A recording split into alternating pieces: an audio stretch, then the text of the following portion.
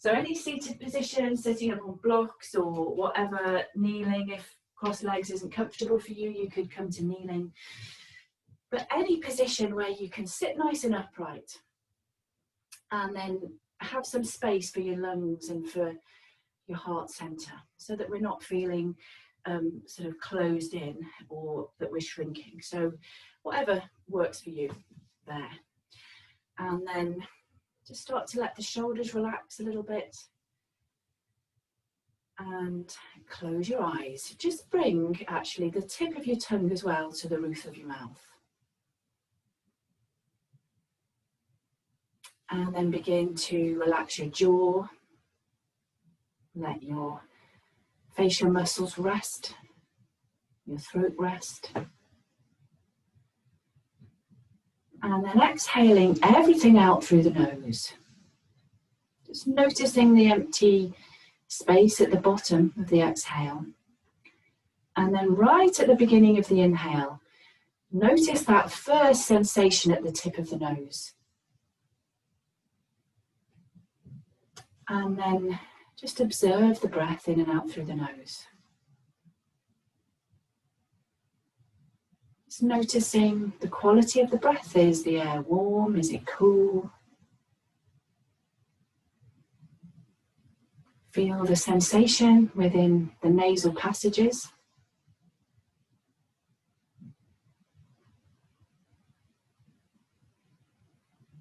Can you really tune in so that you feel the changing shape of the nasal passages as you breathe in and out through the nose?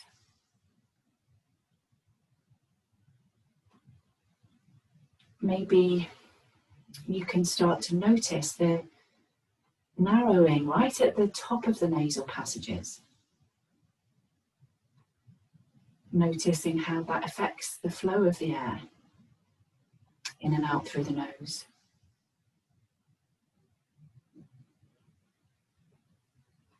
Maybe you can even tune into where the direction changes as the air comes in and then makes its way down the back of the throat and down into your lungs.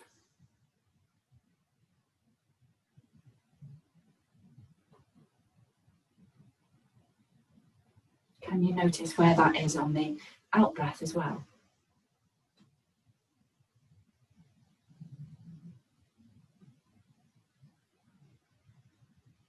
Still paying all of your attention to the breath,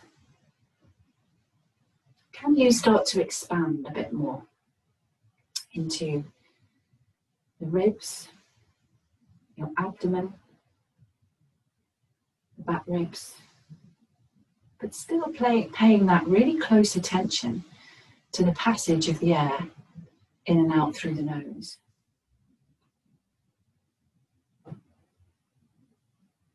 Feel the sensations of the expansion.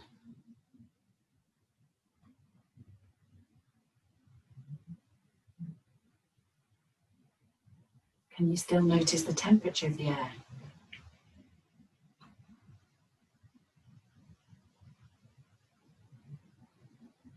Can you find a bit more space as you breathe in within your torso?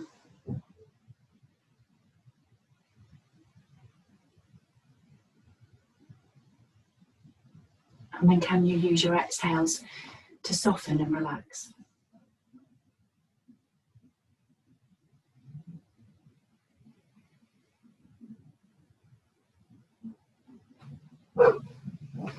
Notice where you feel the sensation the most now. Apologies for Tintin, trying to steal the show again. Desperate to join in the classes. Okay, and then when we're ready, we'll bring the hands together. Bring the heels of the hands into the chest. Slightly point the fingers away, relax the shoulders again. Inhale, and then as you exhale, we'll bring the chin to the chest. Just take a moment to just smooth any remaining expression you have away from your face. Relax the area between your eyebrows, smooth your forehead. And then on the next exhale, we'll just release the hands and then inhale to gently raise the head and blink the eyes open. Okay, so Julia, you weren't here while I was rambling on at the beginning, but I was asking people to have something that we can make a roll with. So I'm going to sort of work our way up the body this evening. So we'll start seated. We're going to do some releasing of the lower half of the body, then we'll do some standing stuff, and then we'll come back down. So I'm going to start with our calves. So our calves we neglect quite a lot, and I'm hoping that we're all okay kneeling. If you want to pad out your knees, if you need a bit of extra support with your kneeling, then do whatever you need to. But we want to just make a roll with a blanket or something, or your mat, something so that you can make a fairly tight roll. And then we're going to take the roll behind the knees as close as we can. So as high up behind the knees as we can. So you might have to sort of wiggle your way around a little bit. This is actually quite intense, so be prepared for this. Just get it as high up behind the knees as we can. And then come onto the hands in front of you. You might even want to use your blocks here. You might want to use something just to bring the floor a little bit closer. And then staying on the tops of the feet, so the toes aren't tucked here, we're on the tops of the feet. Just start to gently take the weight back. And this can feel quite intense for the calves. So as I was saying, we sort of neglect the calves quite a lot in our yoga practice. If this feels really, really intense for you, then you can come up a little bit. So you're just going to sort of very, very gently ease into this. Calves get really tight. We use them a lot, but we don't tend to really work on releasing them or stretching them out so much, do we? So we're going to do a little bit of that as we start tonight. So you can have the hands on blocks. If you don't find this intense, which I think actually might not be possible, then you could come upright and have your hands on your knees. But just find a place here where you can just ease into this myofascial release. So kind of, I guess it's a little bit similar to the sort of yin type thing we're doing here. So we're releasing the tissues at the back of the calves. Front of the shins as well, you might feel it quite intensely. Another place we tend to neglect, don't we? So let's see if you can ease the weight a little bit more back towards the heels as you begin to soften into this. Make sure that the shoulders are relaxed. Releasing your jaw. So even though it's an intense stretch, don't start to clench your teeth. Curse me under your breath, nothing like that. Any amount, just let the weight come a bit more towards the heels. And relax. Where are you feeling this in the calves? Relax.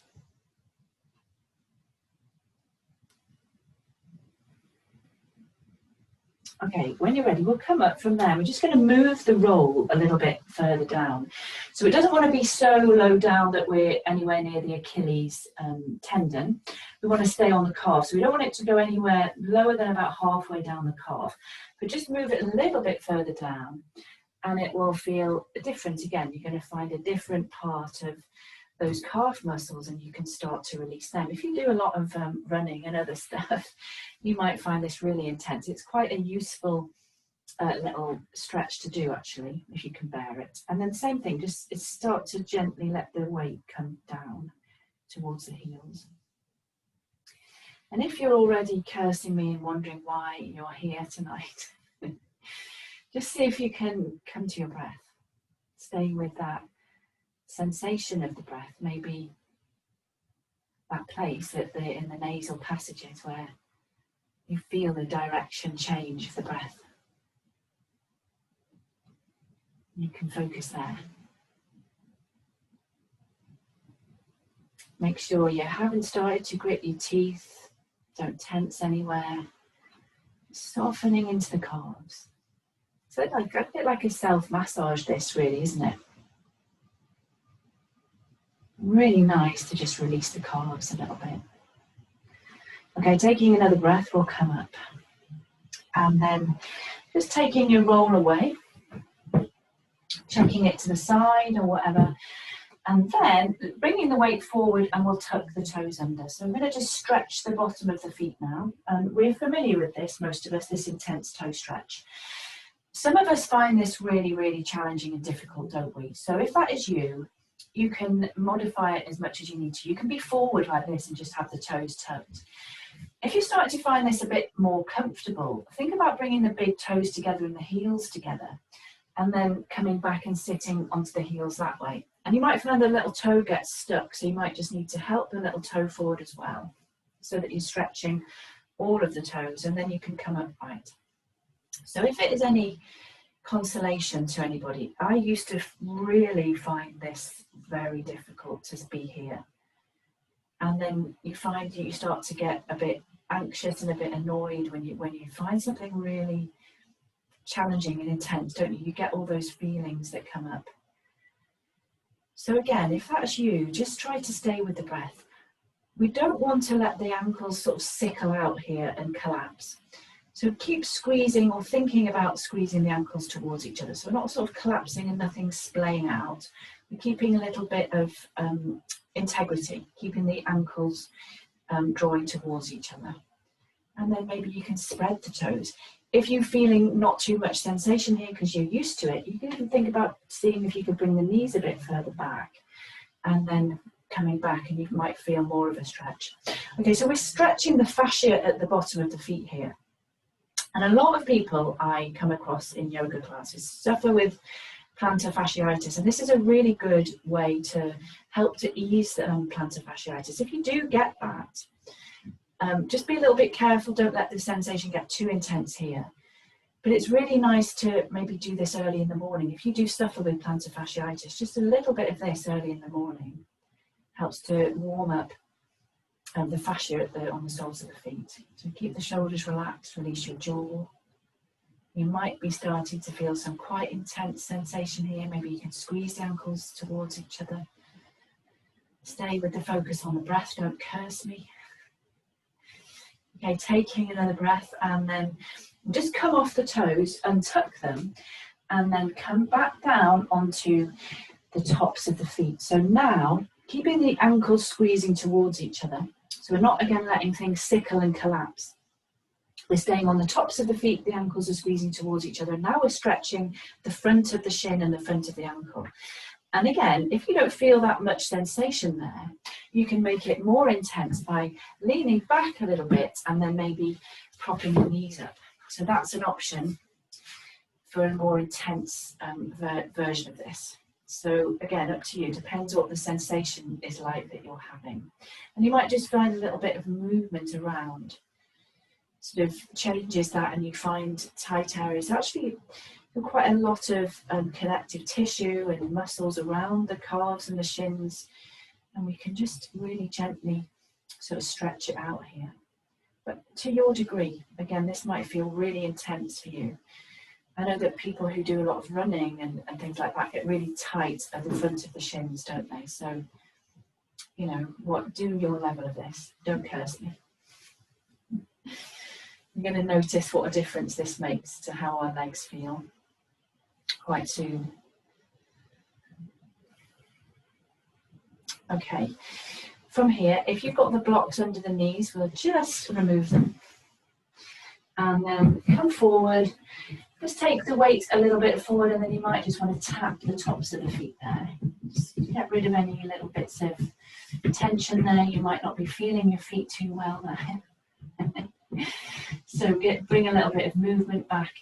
And then we'll tuck the toes, bring the hands back, and we'll come straight up into an Uttanasana. So heel toe the feet maybe a little bit wider. Outside edges of the feet are parallel, toes point forward. Knees as generously bent as they need to be. Just rest your abdomen and your ribs on your thighs, and then you could maybe come into a ragdoll, take the elbows.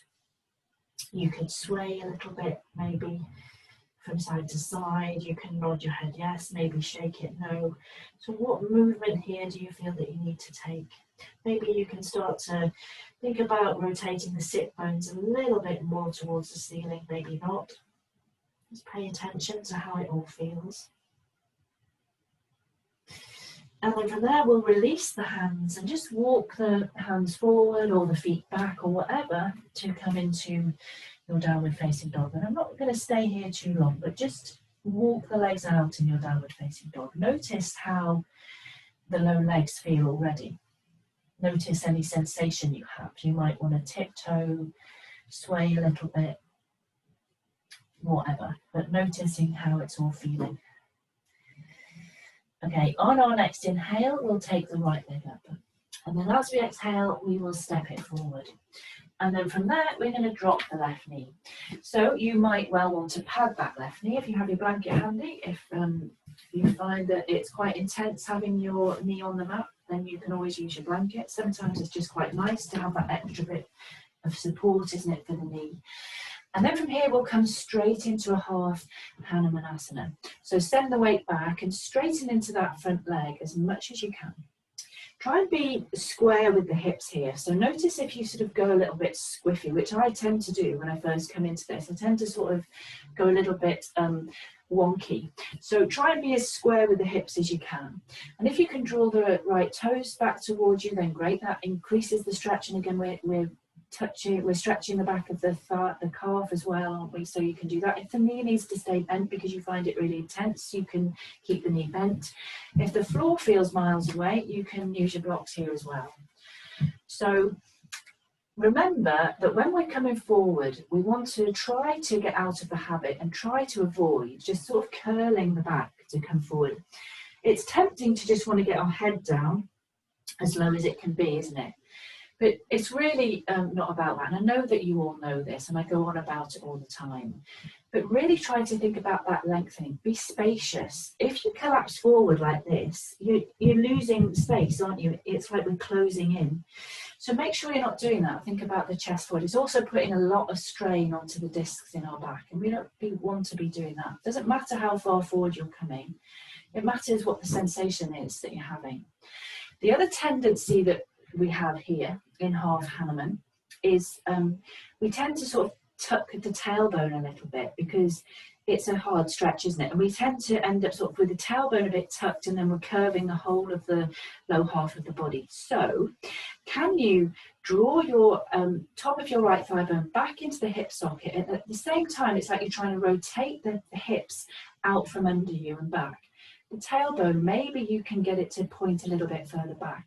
And then you're bringing the focus more to the back of the right leg, and you'll feel that, and the chest lengthens forward.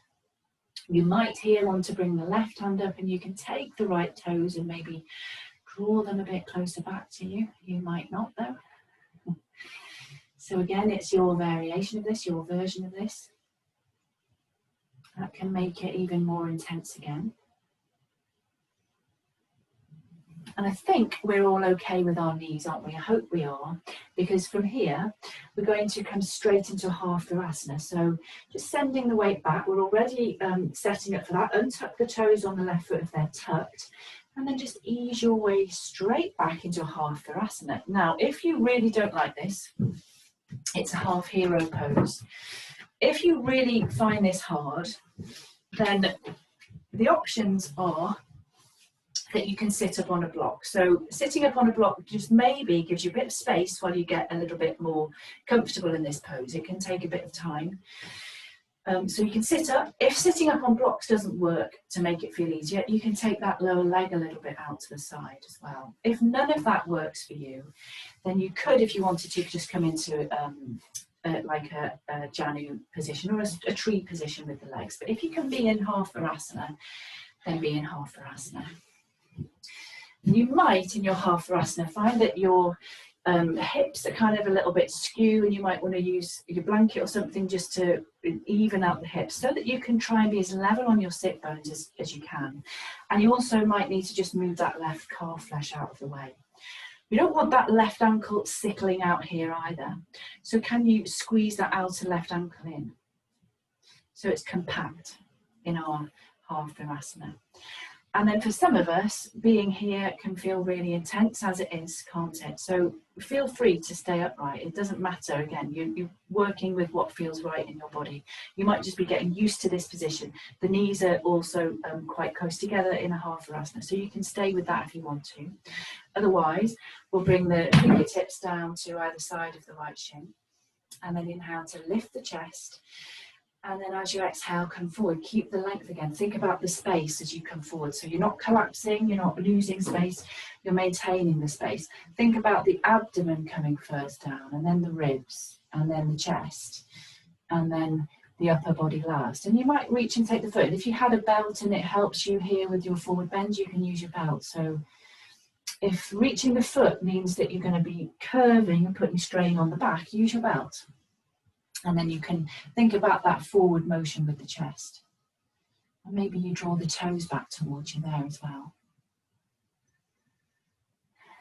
And then just breathing here, noticing the sensation.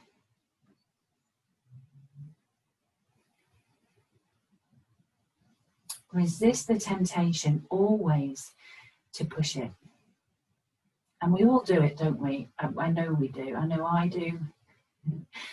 We all do it. It's like that ego thing, isn't it? Where we want to come as deep as the next person or as deep as we think we should be. But that's not important. And that's a good thing of being at home, isn't it? Because we can't really compare ourselves. You can all look at me. I have very tight hamstrings for somebody that does so much yoga. I know people laugh at me when I say that, but I do. Considering what I do.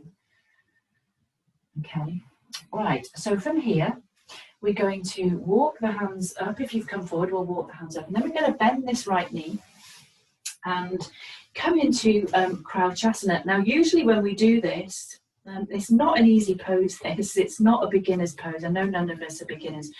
Usually when we do this, I do a modified version with the left leg straight. So if your left leg is bothering you, your knee's not feeling good, please feel free to straighten that left leg away. Otherwise, we're going to come into Crouchasana Heron pose, and this is the full version of this. So we bring the right foot in as close as we can, and we have the top of the right thigh close to the torso, and we're upright with the torso. If anything, you can start to maybe lean a little bit back with the upper body, and you're bringing that thigh close into you there. And then we'll take the hands around the feet, the foot even, right foot. And then leaning back, you can start to lift your right shin. Keep the thigh close to the torso. And we've still got half the asana with the left leg, unless you've felt that you really need to stretch it away, and that's up to you. Keep the top of the right thigh against your torso. Keep the shoulders relaxed. Stay upright. Keep lifting the chest, and all of that stuff that I always go on about. And then this might be enough for you, and you stay here. And this is a really nice way to work towards this pose. So you can stay here with this variation of this, keeping that thigh hugging in. Otherwise, we start to think about straightening into the leg, but not by using our back to come forward. So if anything, we're leaning slightly back and we're really upright with the torso, and we start to straighten into that right leg. Now, I find this really, really hard, and I know that some of you are much better at this than me. So, yeah, don't look at me, basically. Do your best. We want to try and keep the top of the right thigh close to the torso. Keep the shoulders relaxed, and we're not leaning forward to get the leg close towards us. We're bringing the leg to us. So that's it. That's our full Crouchasana. Second series Ashtanga. Not an easy pose. If you are here and your leg is working towards straight, you just start to maybe think about the hip, the sit bones rotating out backwards from under you. And that helps you to get a little bit more lift in the chest there, maybe. You can bring the leg a bit closer. Well done. Just take another breath wherever you are. And then we'll release that. Okay, so from here, we'll unscramble.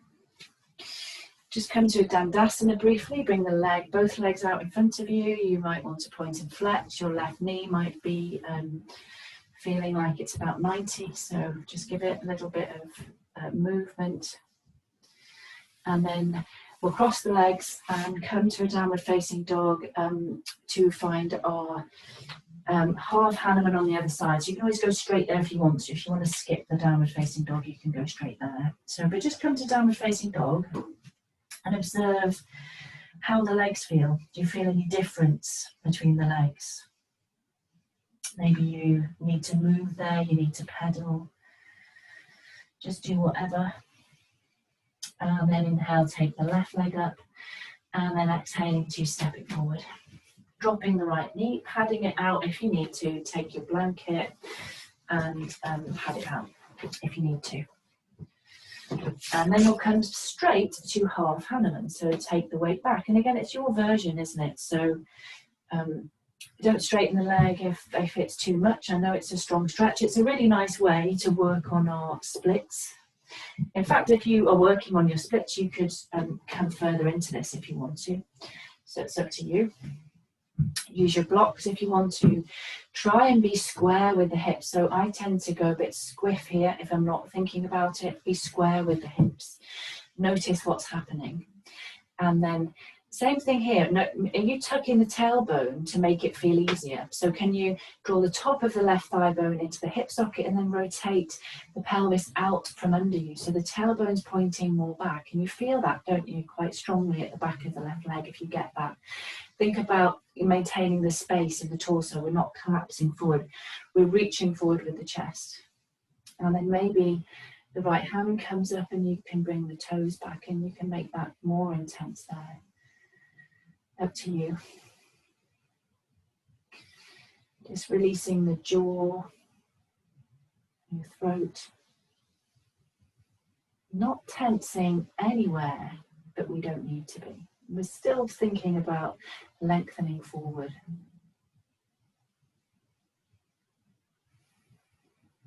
Still maintaining that nice evenness with the breath as well.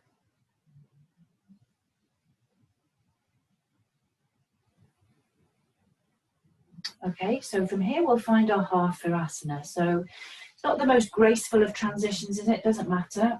Be mindful about how you move, be mindful about your knees. So if you've got issues with knees and things, just adapt it, adjust it, do whatever.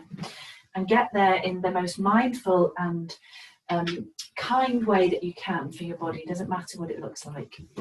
And then you might just want to get rid of the calf flesh out of the way there. You might need to adjust your sit bones. You might want to raise the level of one hip a little bit so that you're a little bit more even. This is another one actually that I used to need a block here to be level. And then, you know, over time, it all changes, doesn't it? We just have to be a bit patient sometimes. Okay, we also don't want the ankle sort of sickling out. So draw that outer ankle in. Little toe, if you can, down on the mat as well. So I should have said that the other side, with all the toes down, hopefully, eventually. If none of that feels good, you could do a sort of tree type position with the leg or take the shin out to the side. So modify or sit up on blocks. Okay, so you find your variation of this. And the knees are close together as well in a half Virasana. Okay, and then you might stay upright thinking, wow, this is intense enough, which it can be. So feel free to stay upright. Otherwise, taking the fingertips side to side of your left shin. Inhale, lift the chest. And then exhale, coming forward with the chest. Think about the abdomen coming down first, then the ribs, then the chest. We're not curving the spine to come forward. And then you might take the toes, you might draw them back towards you. You do whatever. You could use your belt here. So if you compromise your back to come forward and take the foot, use the belt instead. And then we're working on our flexibility safely, aren't we? And the more that we really curve the spine, we put a lot of pressure onto the discs if we do that. So just always be mindful of that, especially if you have had back problems. I have looked at that, the biomechanics of it, the physics of it, the force on your discs when you curve the spine like that is enormous. It's quite remarkable. So just always be mindful of that. Be careful of your back. As tempting as it is to want to go as low as we can.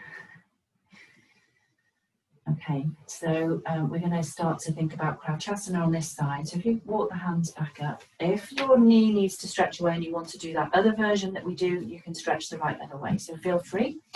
Otherwise, we're going to bend the left knee, bring the foot in. And then same thing here, we want the top of the left thigh to be as close to the torso as we can. And you might even lean back slightly here. Really get things as close as you can. And then we take the foot and then lift it. And you might find that this is more than enough for you to stay here. And you work on just being here, lifting the chest, keeping the shoulders relaxed, making sure you don't start to lean forward. So if anything, we're slightly leaning back.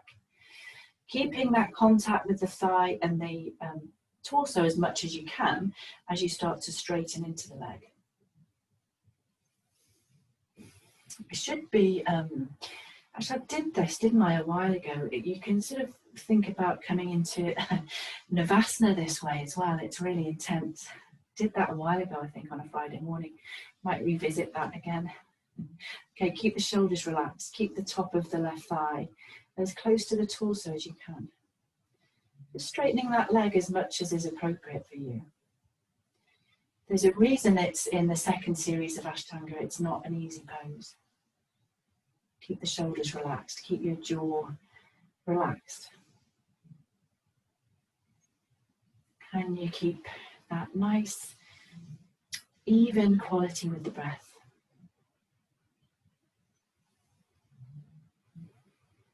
And then we'll release that. So letting go, we bend. Maneuver your way to Dandasana, so bring the legs straight out in front. That right knee might be feeling it after being in Virasana, so you can point and flex or knees up and down, whatever. And then just bringing the hands by the hips, and we'll come to Dandasana briefly. As we know, this is one of my favourite seated poses, isn't it? And that opening at the back of the legs that we've done should help us to be a bit more comfortable in Dandasana. So take the hands down by the hips. Sit up as tall as you can. So if anything, just bringing the weight slightly back so the head is over the tailbone. And then we can start to think about moving the backs of the thighs down. And notice when you do that, when you start to think about the backs of the thighs moving down in Dandasana, do you feel the same on both sides? They're both legs the same? Do you find that it's easier to get that engagement, that contact with one leg? Why is that? Can you even things out? Try and get equal sensation at the backs of the thighs, and then we lift the chest, the upper arms come back, lengthen away through the heels. Not so much so that we're lifting the heels though, so don't go into hyperextending the knees. It's that fine balance between effort and softness here. Keep lifting the chest, shoulder blades in, and then take another breath and release. And you might just want to pad out the knees. In fact, we'll just come to a downward facing dog if you want to. You don't need to. You could stay on the floor and do some windscreen wiper legs if you want to. Otherwise, come to a downward facing dog and just move into the legs. Pad out the knees. Notice how everything feels and move in whatever way you need to. And what sensations you have and where.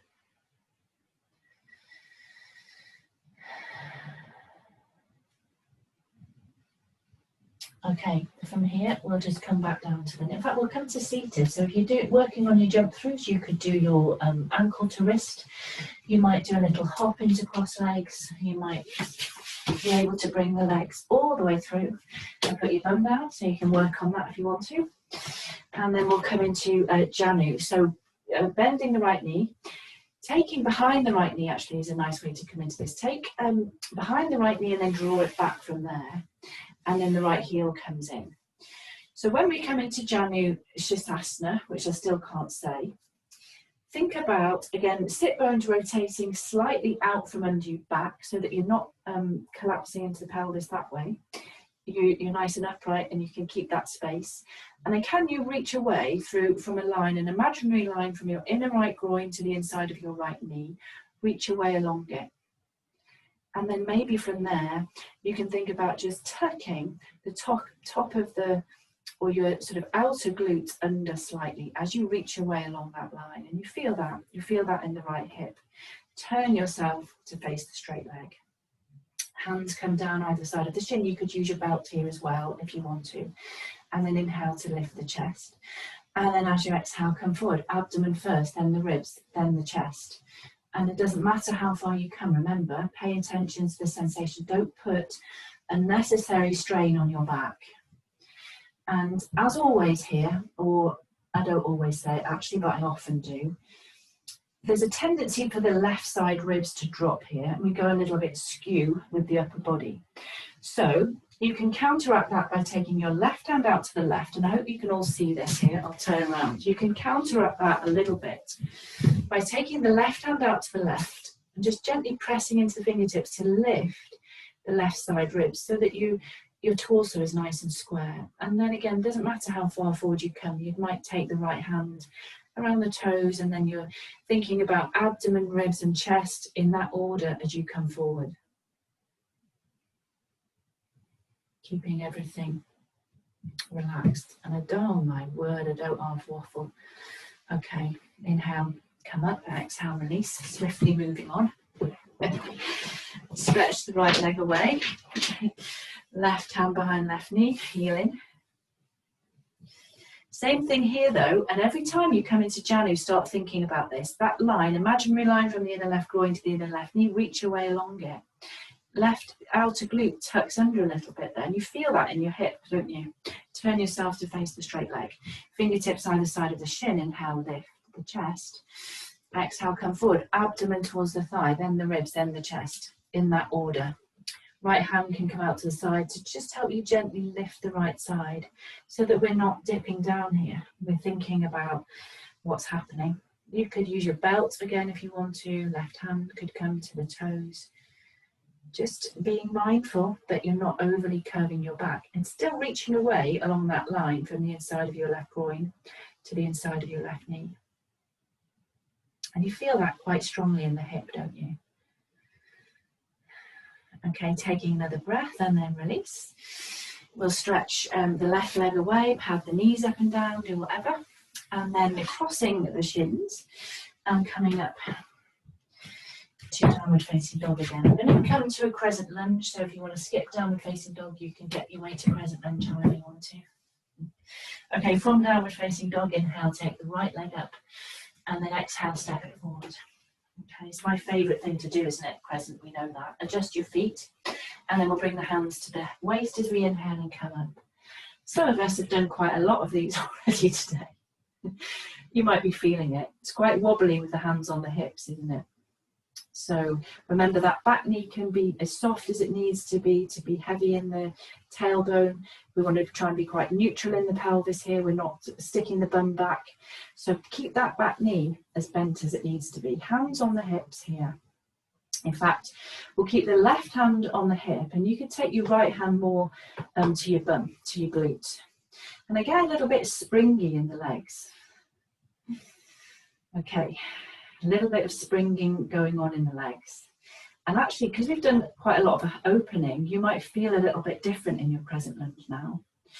Okay, we're being springy in the legs, and on the inhale, we're going to step into the right foot and bring the left knee into the chest. Inhale, and then step back. Same thing. You want to start to feel these glutes engage. That's why your right hand's on your bum. Get a little bit springy, and then take the weight into the right foot, come up. Left knee, step back, wobble, wobble, doesn't matter what it looks like. Remember, keep that springing going on, try and keep some engagement here. This outer right hip is squeezing in, and then take the weight into the right foot, bring the left knee up, and then step back, a little bit more springing action. And then same again, take the weight into the right foot, bring the left knee up, and then this time we're going to take the left ankle and find a tree pose. So bring the left foot to the inside of the right thigh or the calf if this doesn't work. Remember not to put pressure on your knee. That's the only thing that we need to worry about. And then we'll bring the hands to heart center. And just take a moment to settle into your tree. Keep the shoulders relaxed. Find that line again on the inside of from the inside of the groin to the inside of the knee, and reach your way along it. Keep lifting the chest, keep the shoulders relaxed. Can you squeeze the outer right hip in? Where your hand was on your bum, can you squeeze in there? So you're compacting into your tree, and then you can find more length up through the crown of the head. Wobble, wobble. Let the wobbles happen. Okay, from here we're going to release the foot, and then you could take the left hand around the knee if you want to. The right hand comes to the hip, so you can stay with that variation. You could take the first two fingers around the big toe, and you can stay exactly like this. If you're staying with this and you're not straightening the leg at the moment, you could think about squeezing the inside of the left thigh towards the elbow and pressing back with the elbow, so you're getting that engagement again. Make sure here, and I say this a lot as well, don't I, but make sure when you're doing these balances, there's a tendency to buckle that leg and sort of lean back like this, isn't there? So make sure you're not doing that. Stay strong in the standing leg. The other thing actually is that we collapse the front of the torso again, we lose that space. So stay upright, and then maybe you straighten the leg. Wobble, wobble. Maybe you don't. Remember, if you're straightening the leg, the outer left hip drops down, you squeeze the outer right hip in. You're not buckling the standing leg. So again, your version of this, focus more on the alignment as to how, as opposed to how straight the leg can get yet. Okay, and then you can switch, if you've got the toe and you're doing this variation, you can switch back to the knee if you want to, or inhale, exhale, take the leg out to the side. I don't have space for that. You'll be feeling it probably in your glutes by now. And then inhale back to center. We'll switch. You can either take the outside of the foot with your right hand and straighten and come into the twisted version, or you can take the right hand to the outside of the left knee and reach the left arm back that way. Well done. Okay, and then release, come back forward, arms come up, inhale, and then we'll step the left foot back again. Well done. And then from there, taking the hands down, and we'll switch. So if we step the left foot forward and take the right foot back. So coming up for crescent, other side, bring the hands to the waist, come up. Let the wobbles happen when you get there. So we'll help keep the back knee as bent as you need to be as neutral as you can in the pelvis. And then just find that little bit of buoyancy. Again, okay, left hand can come to your bum. You can feel what's going on in that outer hip. Find that little bit of buoyancy. And then stepping into the left foot, bring the right knee to the chest. It's always harder on one side, isn't it? And then come back to your present. Keeping the buoyancy going. Take the weight into the left foot, step, bring the knee in, and then back to crescent. Notice if that left hip kicks out as well. Can you keep squeezing it in? Find the buoyancy and then step. And then this time we'll come to tree. Take the ankle. Foot comes to the inside of the thigh, hands to heart center. So you can do your variations on tree if you want to. I'm sticking with my hands here because I'm wobbling all over the place tonight. Remember to not be kicking that left hip out. So you're drawing the outer left hip in. Find that line from the inside of the right groin to the inside of the right knee. Reach away along it. And then lift up through the crown of the head. Find space. Let the wobbles happen. Stay strong in the standing leg. Chest is lifting. Okay, and then your version of the big hand to toe pose, you could just take the knee and bring the left hand to the hip. You could take first two fingers around the big toe. If you're working on this, and you can stay exactly here, focusing on being strong in the standing leg and not collapsing the torso, which is what happens, isn't it? You could squeeze the inner right thigh in towards the elbow and the elbow back and stay with that. Use the wall as well if you need to. Okay, maybe you start to think about straightening, but not if that means collapsing the front of the torso or buckling the standing leg. So work on it. Think about what's happening. Mindful. Be mindful. Outer right hip drops down, left hip squeezes in. Don't let that happen. It's so tempting, isn't it? And we don't even notice we're doing it half the time. So really strong in the standing leg. Stay upright. Outer right hip is dropping down. Outer left hip is squeezing in. Okay, you could switch back to the knee if you want to, or inhale, exhale, take the leg out to the side. Again, outer left hip squeezes in. And then inhaling to come back. You could take left hand to the outside of the right foot, wobble, wobble, come into that variation. Or you can bend the knee, hold the knee, and do that variation of the twisted. version. Still strong in the standing leg though, wobbling all over the place, like me. Okay, and then from there, we will release the arms, take them up, inhale, and then step back, crescent, well done. And then inhaling in crescent, exhaling, taking the hands down and finding a downward facing dog. Okay, and then we will move, walk the legs out, do whatever.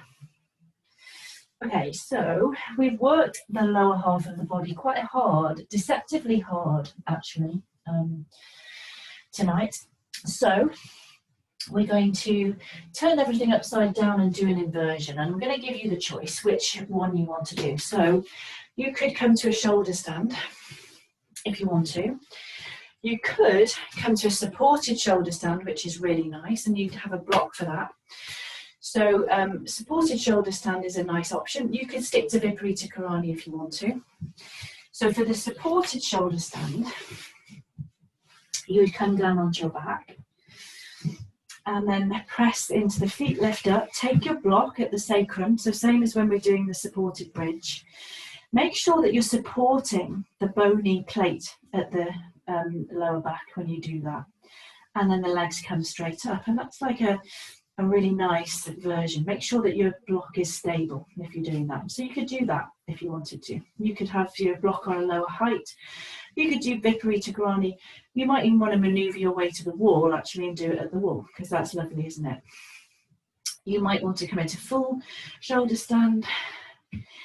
Some of you might want to do your headstand, and I know some of us can, so up to you, but be safe. And I go on and on and on about it. We all know about the distance with our headstand, with our arms, don't we? So go to the wall if you need to, do whatever. So it's up to you. We're going to turn everything upside down, whether that's shoulder stand or headstand, it's up to you. So you might even just want to do some of your headstand prep, actually. So it's up to you. And then find your inversion.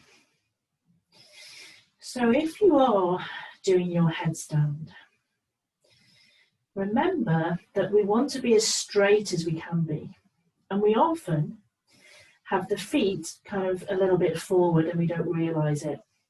So we want to imagine that we're pressing the hip points forward, pubic bone forward. Remember that action of pressing down into the forearms. You can reach up through the heels. Might be a little bit easier taking the feet apart while you get that real straightness, and you bring the ribs in as well. If you're very proficient in your headstand, you might even want to do an inverted tree. Handstand's actually called inverted tree, isn't it? You can try that if you want to. Still rotating the hip points forward. Or you can be in your shoulder stand. You can be in Viparita Karani at the wall. Wherever you are, keep your breath even.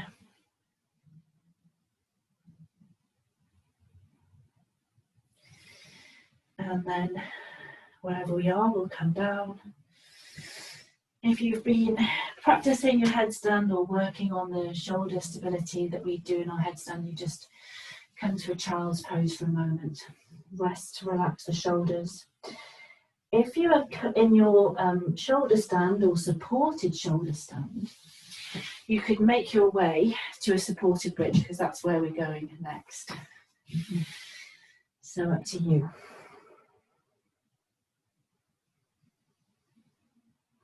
Okay, if you've been upside down and you're in a child's pose, we'll come up and then we'll find our way to a supported bridge.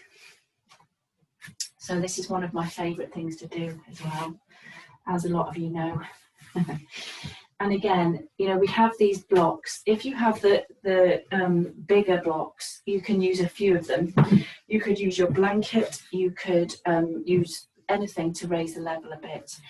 So these sort of more brick-like ones are quite good. But there's 3 heights, isn't there? So you can use the lowest height, you can use the mid height, you can use the top height, but I wouldn't recommend the top height if you have low back issues or any. It's quite intense with the top, isn't it? We don't need to have it that high. I mean, you can if you want to, but you don't need to. So if we come down onto our back and then walk the heels in, you might just come straight to it from your supported shoulder stand, so it's up to you. And then again, just make sure that the sacrum, the bony plate at the low back, is supported and that the knees aren't dropping out. They're not collapsing in. And that the outside edges of your feet are parallel as well. And you might just adjust the back of the shoulders. Those of you that are very comfortable here and familiar with this, you can stretch the legs away. If your back is an issue in any way, then I probably wouldn't do that, especially if you are up quite high on your block. So that can be a little bit too much for the back if your back's an issue. So just don't push it if in doubt. Quite nice for the hip flexors and quads though, isn't it? So long as the sensation isn't too much for your low back. And then just relax into that shape.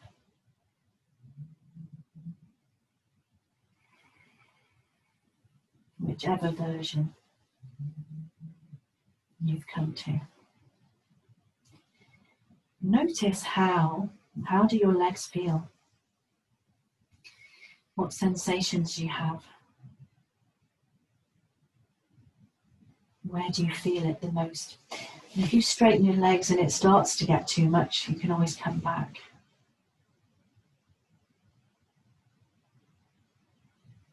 Really nice inversion this as well, isn't it? So essentially with the heart being above the head, it's classed as an inversion. It's very relaxing. So release your jaw. Relax your throat. Relax behind your eyes. Make sure that you're not gripping, tensing around the base of the neck or anywhere.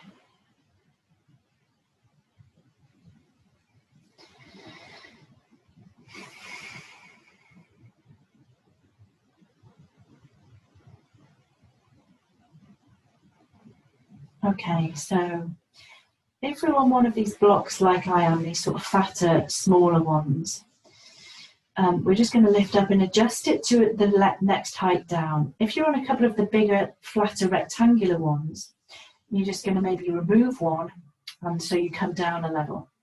So we'll press into the feet, lift up. See if you can just come down a level, and then let the sacrum relax there, and just observe the sensation that you have. So sometimes, especially if our back is a little bit sensitive, even the supported bridge, you can get quite intense sensation, can't you? So if you sort of stage the descent, it makes it a little bit less intense. So you can try that. And then we'll press into the feet and lift and take whatever is left there away. And then let the low back come down. Really slowly, gently, and just let it settle. And you could just rest the hands on your abdomen, or one around the heart center, one on your abdomen, and just let the sensation settle. Observe what's happening, what do you feel.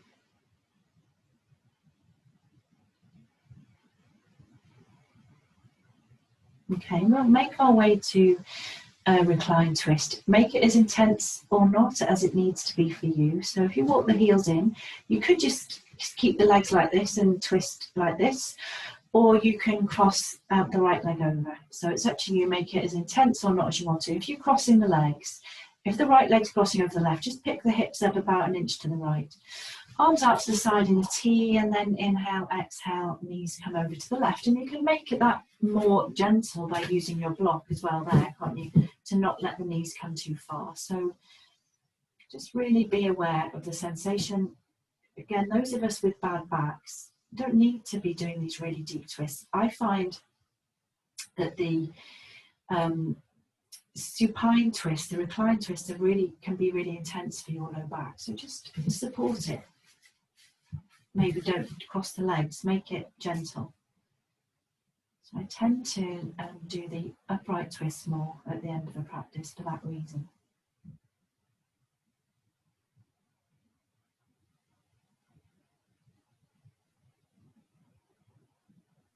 And then just inhaling to come up, and crossing, re-centralising, and then whichever version you want to on this side as well, and use the support as well if you need to. Maybe don't come so far into it, especially if your back is an issue.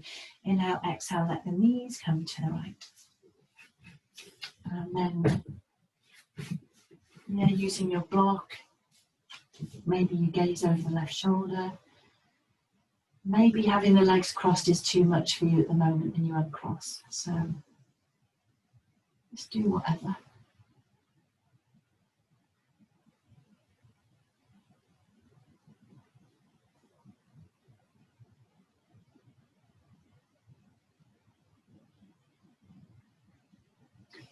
And then inhaling to come up and crossing, re-centralising. Maybe it feels nice to just gently bring the knees in, give yourself a little squeeze or back massage, whatever. And then finding your savasana. So lying flat if you want to lie flat, padding out the knees if that feels nicer for you beneath the knees, keeping the knees bent, doing easy resting pose instead, whatever. Somewhere that you can be comfortable for the last few minutes. And then start to relax.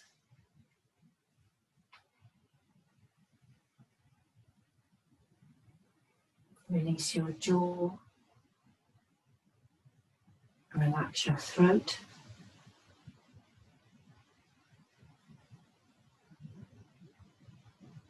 Relax deeply behind your eyes.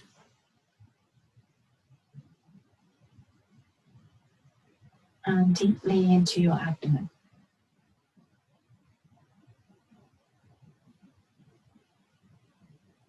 And just let go. Completely.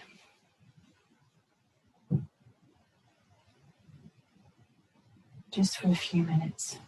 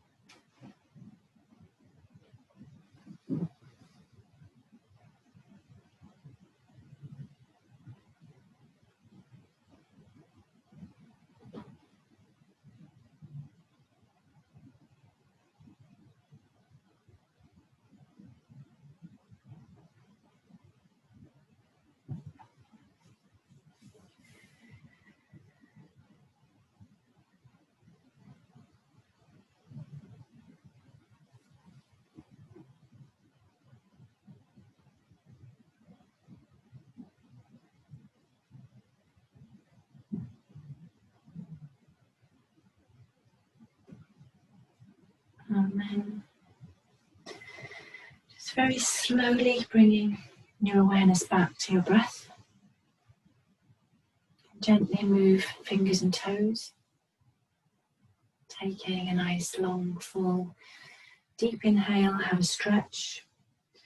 So whatever that means to you, arms up above the head maybe, bringing the knees in, taking a twist, whatever. So any move, any stretch that feels nice. And then when we're ready, we'll make our way to our right hand side, but don't be in a rush, just come up nice and gently when you're ready. And then we'll find our way to seated, any seated position as well. So whichever seated position you choose, we really want to just have that space, don't we, in the upper in the upper body. Okay, bring the hands to the heart center. Relax the shoulders. Release your jaw. Soften your facial muscles. Taking a nice long full inhale through the nose. Exhale through the mouth. Namaste. Thank you very much, folks. Hope we liking the new time slot. Hope we enjoyed that as well. I'm glad. Great, Caroline. Thank you. Managed to get in the end. Thank you.